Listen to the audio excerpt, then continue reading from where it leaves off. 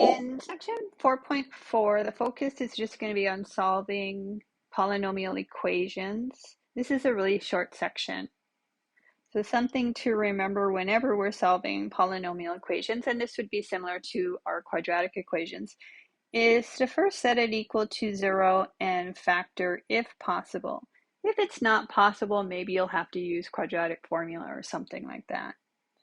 And just to be careful not to divide by a variable, because remember, we don't know what these variables are. So in the event that the variable is 0, we're not allowed to divide by 0. And you'll see why that's important. Another reason why that's important in example 1a. We have x to the third equal to x squared. So first instinct for many people would just be to divide both sides by x squared. But we can't do that because we don't know if x is 0. So the first thing we need to do is set it equal to 0 and then factor. So we get x to the third minus x squared equal to 0. If I factor out the x squared, in parentheses I'll have x minus 1 equal to 0. When you're solving polynomial equations, you want to factor it, if possible, so that you get down to either linear factors or quadratic factors, which is what I have. The x squared is quadratic, and the x minus 1 is linear because the exponent on the x is 1. And then once you get it down to either the linear or quadratic factors, then you can set each equal to 0. And then solve them.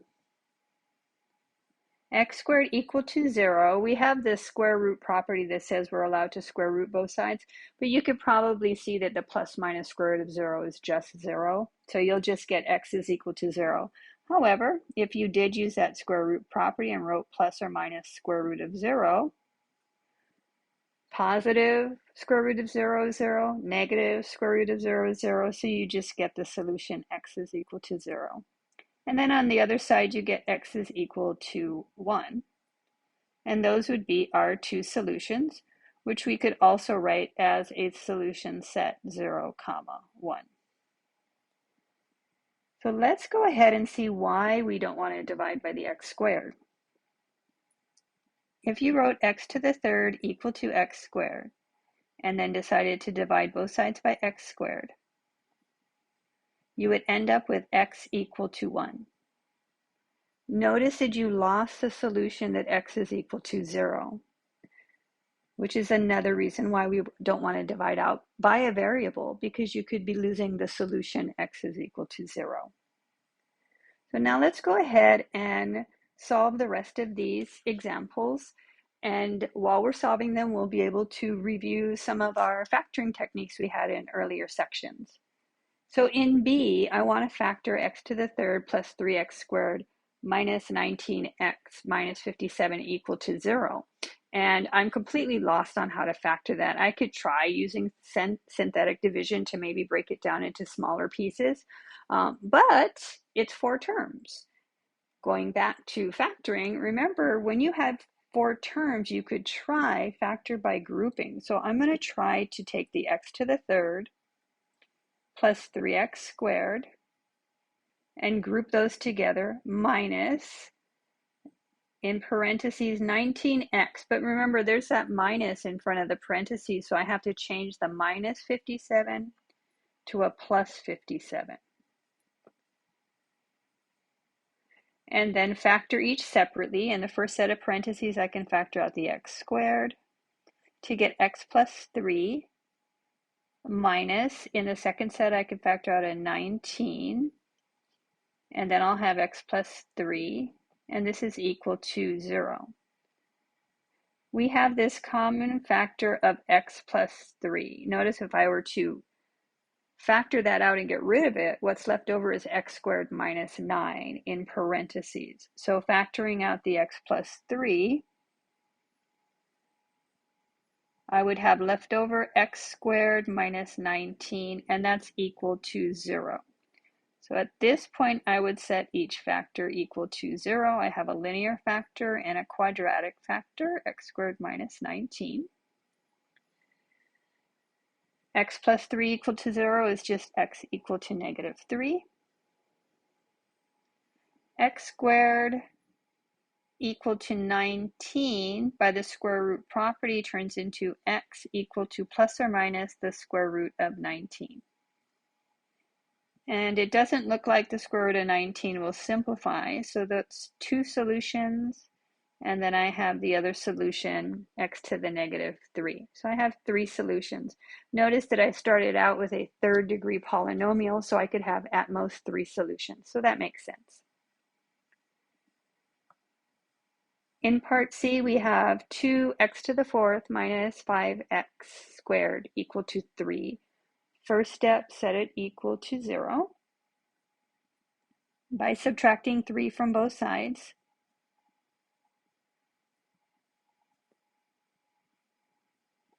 And now there's three terms. It kind of looks like a quadratic equation. It kind of looks like it can factor into two binomials. And it does. So if you do see how it factors, and I do see how it factors, I would have a 2x squared, and then an x squared in the other set of parentheses. It looks like it would be a 1 and a 5, because that would, oh wait, no, maybe not. Maybe I lied. 1 and a 3. I can't do math. Maybe I don't see how it factors. Okay, let's see. Maybe this is probably a plus and a minus. Does that work? 2x squared times x squared gives me the 2x to the fourth. I get a minus 6x squared plus 6x squared, which should give me the minus 5x squared. And then the 1 times negative 3 gives me the minus 3. So that's how it factors. It may be difficult to see how it factors. So what I'm going to do is I'm going to pause this and remind you that you can do a substitution. Now, when I do this substitution, I have to choose a different variable. X is already being used, so I'm going to let y equal to x squared, because then y squared is equal to x to the fourth. And I can rewrite this as, and I'm going to keep this in red, I can rewrite this as 2y squared minus 5y minus 3 equal to 0. And it may be easier for you to see if you do that substitution, that this is just quadratic. It turns into 2y plus 1, y minus 3. And then you could set each of those factors equal to 0, but remember that we're solving for x, not y, and y was x squared, so you would get 2x squared plus 1, x squared minus 3, which is what we had above when we directly factored it without substitution. So if you don't need to do the substitution to see the factoring, fine. If you need to do the substitution, then go ahead and do the substitution. But regardless, it is factored into two quadratic factors. I can set each of those equal to 0 to get 2x squared plus 1 equal to 0, and x squared minus 3 equal to 0. Solving this first, I would subtract 1 and divide by 2 to get x squared equal to negative 1/2, and then x squared equal to 3. X squared equal to number can use the square root property. First would be x equal to, don't forget the plus and minus, square root of negative 1/2. So I could see that that's going to be a complex solution. And then the second would be x equal to plus or minus square root of 3. The x equal to plus or minus the square root of 3 is simplified. I can't do anything with that square root of 3. But when I look at the other expression, not simplified, because for one, I have a fraction underneath the square root, which is not simplified. The other is that it's a negative, so I have to change it to the I. This becomes x equal to plus or minus. So remember, when you have the negative, you just bring it out. square root of 1/2 I. Now I have a problem with this square root of 1/2. First of all, that would be 1 over the square root of 2.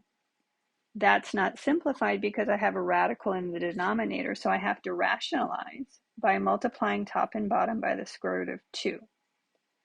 And then that gives me square root of 2 over 2. Okay, so let's put this all together. We have x equal to plus or minus square root of 2 over 2I. And I have two complex solutions. I have two real solutions. I started out with a 4th degree polynomial, so getting 4 solutions is reasonable. So we reviewed grouping, we reviewed substitution, and now what we're going to review is when you have a subtraction of two terms, you want to think of either difference of squares or difference of cubes. This is a very interesting example. The reason why it's an interesting example is because you have two choices. This is x to the 6, but notice it's 64. That's 2 to the 6. I'm going to have two choices here.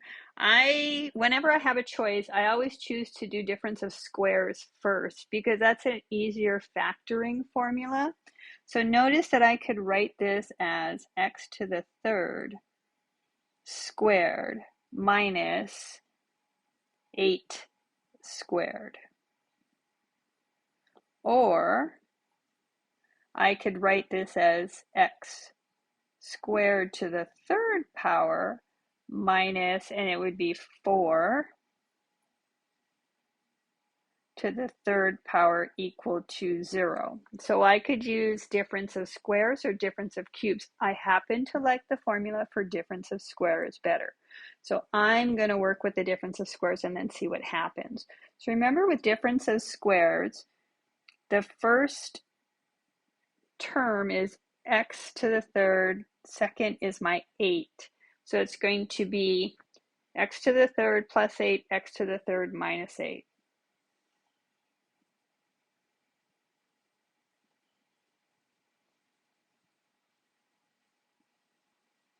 Okay, now I have cubic factors. Remember, we want to get down to either linear or quadratic factors and then set them equal to 0. Setting these equal to 0 now will not give me all of the solutions because I don't have a property that says when you have a cubic equation, you can cube both sides. I don't have that property. I just have square both sides for something squared equal to a number. So in this case, I have to factor it further using the sum and difference of cubes. This is x to the 3rd plus 2 to the 3rd. And the other one is x to the 3rd minus 2 to the 3rd. So I can use the sum and difference of cubes to break that down. The first x to the 3rd plus 8.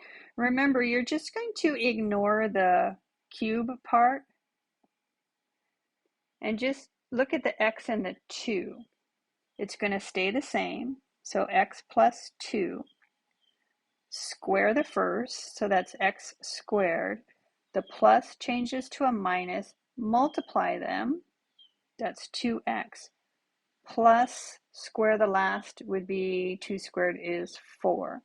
Now when we look at the x to the 3rd minus 2 to the 3rd, again, ignore the exponent 3. Just look at the x and the 2. Stays the same, so x minus 2. Square the first. The minus goes to plus. Multiply. That's 2x. Always plus the square of the last, so plus 4. And that's all equal to 0. So now I have linear and quadratic factors. Let's look at just the x plus 2, x minus 2. If I set those equal to 0, right away I get x is equal to negative 2, x is equal to 2. Let's look at this first quadratic equation. So remember, we have a quadratic equation. This is x squared minus 2x plus 4 equal to 0. It does not factor, and neither does the x squared plus 2x plus 4. They're both prime. So I have no choice. I have to use the quadratic formula. In this first quadratic equation, my a is equal to 1, b is equal to negative 2, and c is equal to 4. That would give me x equal to a negative b, so negative 2 is a positive 2, plus or minus, underneath the square root, I'm going to have b squared minus 4ac. That will turn into 4 minus 16.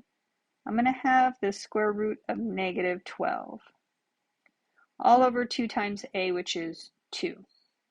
So I have a negative underneath the square root. I'm going to go ahead and change that to a positive and just pull out the I. But remember, the square root of 12 is 4 times 3. This becomes x, oops, it's going too light, x equal to 2 plus or minus 2 square root of 3i over 2.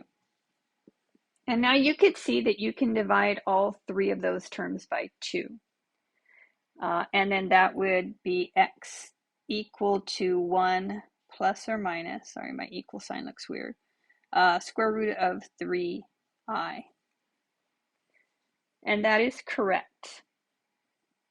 Sometimes we put the I in front of a square root because if you're not careful, it may look like the I is under the square root. So you could also write this, and I believe this is what your book uses. You can also write this with the I in front of the square root, so it's clear that the I is not under the square root. So that would be 2 solutions. Now notice, for this second quadratic equation, A is 1, B is 2, C is 4. So the B is positive 2 instead of negative 2, but the A and the C values are exactly the same. If I put those values into this quadratic formula, the only difference is instead of having 2 plus or minus, we're going to have negative 2 plus or minus. And then I'm not going to go through that whole thing. You'll get down to x is equal to a negative 1 plus or minus I square root of 3. So if you want, you can go ahead and put that second quadratic equation into the quadratic formula, but you should get negative 1 plus or minus square root of 3i, or I square root of 3. So that was all I wanted to cover on solving polynomial equations. Just a little review of some factoring techniques we had. And then we're just going to sum this up, and this is the end of our chapter 4, with just graphing a polynomial. This one's already factored, so no need to factor it. We just have to kind of look at the end behavior, look at the zeros, and then we're going to answer A, B, and C. So example 2 says to graph the polynomial equation and then solve part A, part B, part C. So we're going to look at the graph to figure out those solutions. First thing I'm going to do is I'm going to draw my coordinate system. And this is hand drawing, so forgive me. Notice that when we graph polynomials, the first thing we want to look at is end behavior.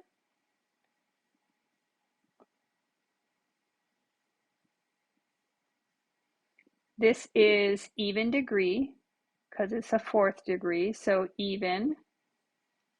And the leading coefficient is 1, so positive leading coefficient, that tells me the end behavior is going to go up.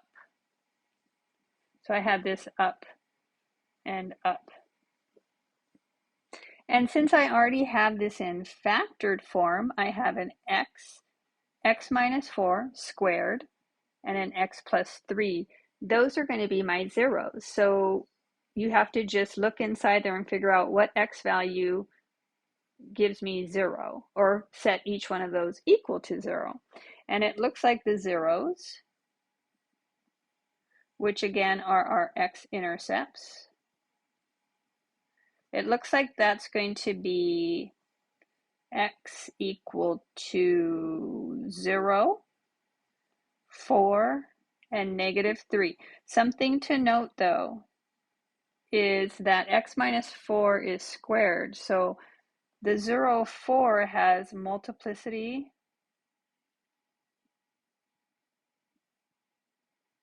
of 2. So remember, even multiplicity means that at that x-intercept, it's either going to look like a parabola opening up or a parabola opening down. Let's go ahead and just put in our zeros. We have 0, boy, my scale is going to be kind of off. 4, which is fine. Remember, this is just a sketch. And we have negative 3. So I have my zeros and I have my end behavior. So notice that with multiplicity of 4, or of 2 with 4, it has to look like a parabola, and in this case it has to open up because of my end behavior. It couldn't open down, and here I'm going to just sort of draw this in yellow. So what if you did draw it opening down? Well, because of the end behavior, it has to eventually come back up, which means there would be another x-intercept, and we don't have another x-intercept. So my only choice is that it opens up. And then the other zeros have multiplicity of 1, so that just means we're going to cross right through the x-axis. So at negative 3, because of the end behavior, I know that's going to cross through going up. And then at 0, it's going to slant the other way because we have to connect all of these pieces. We have to connect here, here, and go up. So that would be just a sketch. I just don't know how far down it goes between the negative 3 and the 0, and between the 0 and the 4. I don't know how far up it goes. So in that case, what I would do is I would just find some additional points. Again, remember, this is just a sketch. So if x is equal to, maybe 2 would be a good point. If x is equal to 2, and I think I'm going to use the factored form, put in 2, that's 2 times 2 minus 4 would be a negative 2 squared times 5. So in your calculator, you should get 40. So again, this is definitely not to scale, which is why I'm going to label this as 240. And then I know this is going to go up.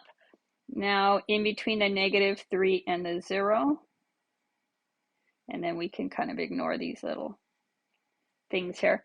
Between the negative 3 and the 0, maybe I could try negative 1. That might work. Or negative 2, negative 1. Negative 1's easier to put in. Oops, why am I doing that? If x is equal to negative 1, we get a y value of, and I'm going to look at the factored form, this would be negative 1 times negative 5 squared times 2. So that's 50 times negative 1. It looks like it's a negative 50. So this point here should be negative 1, negative 50. And again, obviously, it might do something a little bit different. If we were to graph it, say, in Desmos, maybe the negative 1, negative 50 is not a local min. Maybe it even goes down further and comes back up. This is just a sketch. So we've sketched it. And again, you can check with a graphing calculator or utility such as Desmos. But that's all I really need to answer the rest of these questions. So part A, we're trying to find all the x values so that our function is equal to 0. And that is just where our x-intercepts are, where we have all of our zeros. So that would be x equal to -3, 0, and +4. And then I could write that in a solution set. 3, 0, 4. Oh, sorry, -3. I always forget that. And then let's look at part, well, that was A. I don't know what I'm doing. So part B, we were supposed to look at where p of x is less than 0. So p of x is going to be less than 0 where the graph is below the x-axis. So that would be for x values from -3 to 0. And that's the only part of the graph that's below the x-axis. So for part B, we would write that in interval notation. Now remember, it's going to be parentheses because at -3, it's equal to 0. We want strictly less than 0. That would be the interval from -3 to 0. And then part C, we're supposed to figure out where our function is greater than 0. So that would be everything that is above the x-axis. But remember, we can't include the -3, the 0, or the 4. So when we write out this interval, it's going to be negative, oops, y, going to be -∞ to -3 parentheses. So those x values will make our function positive, or I can choose, so union from 0 to 4, those x values will make the function positive. I cannot include 4 because that's equal to 0 there. Or I can choose from 4 to +∞. And that's really all I wanted to go over from this section. So this ends our chapter 4.